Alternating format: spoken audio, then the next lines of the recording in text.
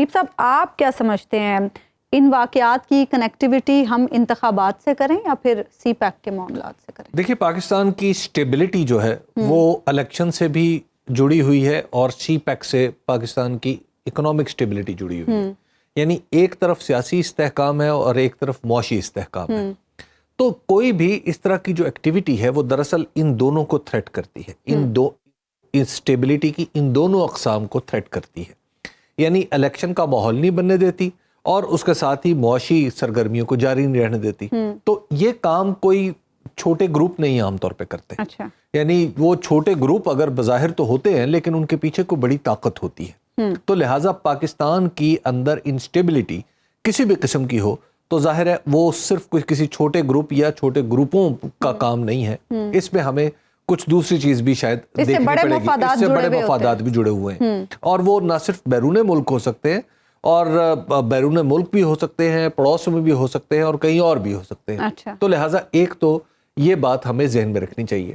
دوسری بات یہ ہے کہ اس طرح کی چیزوں سے یہ بڑا اندوہناک واقعہ ہے لیکن اس طرح کی چیزوں سے خوف کھا کے ہمیں اپنا راستہ نہیں چھوڑنا چاہیے. مطلب الیکشن جب ہوئے آپ دیکھ لیجئے کہ پاکستان میں جب الیکشن ہوئے اور الیکشن کے تسلسل کے ساتھ ہی یہ جو آپ کی دہشت گردی ہے یہ کم ہوتی رہی اور جہاں پہ 2013 میں بھی حبیب صاحب ایسے حالات تھے, لیکن اس کے بعد پھر کم ہوتی رہی. کو بھی نشانہ بنایا جا رہا تھا, پیپلز پارٹی بھی نشانہ جو تھی. پولیٹیکل پروسیس ہے جب وہ چلتا رہتا ہے تو دہشت گردی کی سپیس ختم ہوتی چلی جاتی ہے, دہشت گردوں کے خیالات کی سپیس ختم ہوتی چلی جاتی ہے.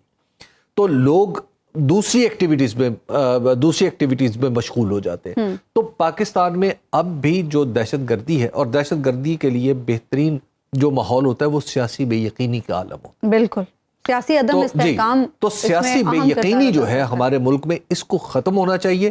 دہشت گردی جو ہے وہ بھی انشاءاللہ العزیز وہ بھی ختم ہوگی. ہمیں اپنی سیکورٹی فورسز پہ بھی بھروسہ ہے, ہمیں اپنی پولیٹیکل جو لیجیٹمیکل گورنمنٹ پہ بھی بھروسہ ہے کیونکہ یک بعد دیگرے یہ آتی رہی ہیں تو دہشت گردی کی سپورٹ کبھی کسی نے نہیں کی. اچھا حبیب صاحب ہم یہ بھی دیکھ رہے ہیں کہ سی پیک منصوبے کے 10 سال مکمل ہو رہے ہیں اور اس موقع پر چین کے نائب وزیر اعظم پاکستان کے 3 روزہ دورے پر ہیں. چینی نائب وزیر اعظم کی آمد کیا معنی رکھتی ہے, کتنی اہم ہے؟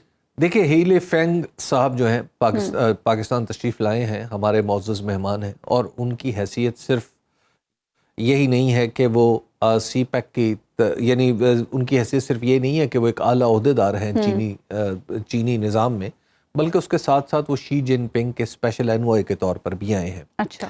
لیکن اس میں ایک چیز جو تھوڑی سی مجھے محسوس ہوئی ہے کہ 10 سال بعد پاکستان کے اندر چین کا کوئی ہائی لیول وزٹ ہوا ہے تو ہائی لیول وزٹ میں وہ چین کے نائب وزیر اعظم تشریف لائے ہیں.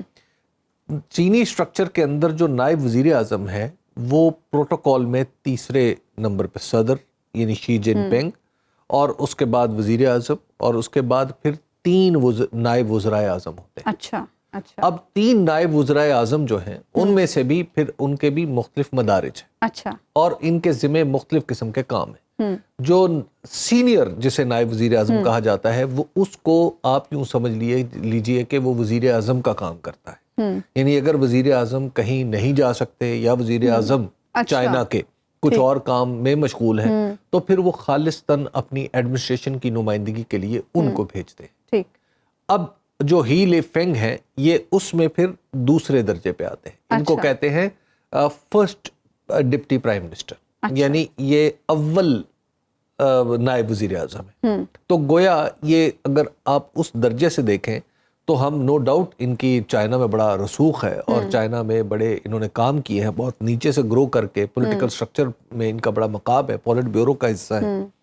تو لیکن بہرحال ہمیں یہ ذہن میں رکھنا چاہیے کہ یہ جو سی پیک شروع کیا تھا وہ شی جن پنگ صاحب تشریف لائے تھے اور اس کے بعد چائنیز وزیر اعظم بھی تشریف لاتے رہے.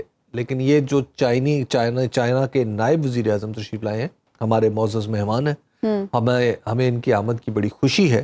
لیکن بہرحال خارجہ سطح پہ جب چین اس طرح کا کام کرتا ہے اور اس طرح کی جو صورتحال میں یعنی جس طرح کی ہمارے ہاں بنی ہوئی ہے کہ سی پیک کے 10 سال مکمل ہو رہے ہیں اور اتفاق سے گورنمنٹ انہی کی ہے، یعنی پی ایم ایل این اور اس کے جو دیگر اعضاء ہیں وہ وہی ہیں جو سی پیک کو شروع کرنے کا کریڈٹ لیتے ہیں. مثلا آصف علی زرداری صاحب لیتے ہیں، مثلا نواز شریف صاحب لیتے ہیں، مطلب شہباز شریف صاحب لیتے ہیں، اور چائنیز نے شہباز شریف صاحب کو شہباز سپیڈ کا بھی آپ جانتے ہیں کہ ان کے لیے ایک عرفیت تخلیق کی تھی. تو اب شہباز سپیڈ کی حکومت ہو، 10 سال سی پیک کے ایک سگنیفیکنٹ عرصہ ہے نا وہ مکمل ہو رہے ہوں اور نائب وزیر اعظم آئیں، یہ بات میرا خیال ہے کہ ہمیں سفارتی سطح پہ اس پہ بہت کچھ سوچنا چاہیے. ہماری حکومت کو بھی سوچنا چاہیے، ہمارے دیگر اداروں کو بھی سوچنا چاہیے. سوچنا یہ چاہیے کہ مجھے ایسے لگ رہا ہے کہ جیسے ہمیں تھوڑا سا ایک سفارتی پیغام دیا گیا ہے. اچھا، سفارتی پیغام اس طرح دیا گیا ہے کہ شاید آپ کے ہاں ابھی سٹیبلٹی نہیں آئی، آپ کی گورنمنٹ آؤٹ گوئنگ ہے اور آپ کے ہاں وہ اتفاق رائے ہمیں نظر نہیں آ رہا. اس میں کوئی شک والی بات تو نہیں ہے، اتفاق رائے نظر نہیں آ رہا. یہ چیزیں تو واقعی نہیں ہیں. اس وجہ سے ہم تھوڑا سا چینی وزیر اعظم نے بھی آنے سے گریز کیا ہے اور چینی صدر کا تو آؤٹ آف کوشچن ہے. تو لہٰذا ہمیں اب اپنے طرز عمل پہ غور کرنا چاہیے کہ ہم نے کھرونچ کے اپنے آپ کو اپنا یہ حال کر دیا ہے کہ ہمارے وہ دوست جو مرہم بھی رکھنا چاہتے ہیں ہم پہ وہ بھی تھوڑے سے مجبور ہیں. یہ اگرچہ یہ بات میں تھوڑی تلخ کر رہا ہوں، ہو سکتا ہے کچھ لوگوں کو اس پہ اعتراض ہو کہ مہمان ایک ملک میں موجود ہے اور میں یہ بات کر رہا ہوں، لیکن میں اپنے ملک کی بات کر رہا ہوں. ہمیں اپنے گھر کو ٹھیک کرنا ہے، مجھے اپنا ملک جو ہے کسی بھی دوسرے ملک سے زیادہ عزیز ہے. تو میرے ملک میں جب میری انڈرسٹینڈنگ کے مطابق میری سیاسیات کی جو انڈرسٹینڈنگ ہے وہ غلط ہو سکتی ہے، وہ فالٹی ہو سکتی ہے، لیکن بہرحال مجھے ایسے لگ رہا ہے کہ چین نے ہمیں ایک پیغام دیا ہے کہ اپنا ہاؤس ان آرڈر کر لیں، اپنا طرز عمل ٹھیک کر لیں. اور یہ تھوڑا سا سخت پیغام ہے. چائنیز ڈپلومیسی کس انداز میں کام کرتی ہے یہ جو چائنا سے ڈیل کرتے ہیں انہیں اچھی طرح پتہ ہے. لیکن اب یہ بھی ضروری ہے کہ یہ میسج ہم سمجھ بھی سکیں. سنو نیوز کا یوٹیوب چینل ہی آپ کی خدمت میں بے لاگ تبصرے اور غیر جانبدار تجزیے لے کر آتا ہے.